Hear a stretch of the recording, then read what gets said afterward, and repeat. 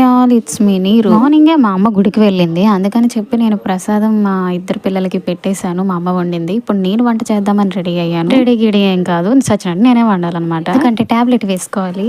అందుకని మరి చచ్చినట్టు వండాల్సిందే, తినాల్సిందే. అందుకని నాకు వచ్చిన వంటల్లో మహా సీరియస్ గా వండేసిన వంట ఏదంటే టమాటో రైస్. మనకి అది తప్పైంది ఇంకేది పర్ఫెక్ట్ గా రాదు, చెయ్యలేము. సో ఈ రోజు నేను నా టాలెంట్ అంతా యూజ్ చేసి చాలా బ్యూటిఫుల్ గా అందంగా చేశాను. రూపాయి ఏంటంటే ఈ రోజు చాలా బాగా వచ్చింది. అసలు అది కుదిరిపోయింది ఇంకా. కానీ మధ్యలో ఎంత ఏంటంటే పొరుగింటి కూర పుల్లకూర అయినా సరే చాలా అందంగా ఉంటదని సామెత మనం మర్చిపోయాము. కానీ అదే సామెత ఎందుకు చెప్పానంటే పక్కింటి ఆంటీ మా అమ్మ బయటకు వెళ్ళడం చూసి నా మీద నమ్మకంతో సాంబార్ వండి ఇచ్చారు. అసలే ఆంటీ ఫ్రమ్ రాజమండ్రి. ఎలా వండుతారంటే ఇంక మరి బుర్రపాడు అలా ఉంటాయి వంటలు. ఇంకా మా అన్నయ్య ఆ సాంబార్ చూసి నీ వంట నేను తిన్నంటే తిన్ను, నాకెందుకు నీ వంట అన్నారు.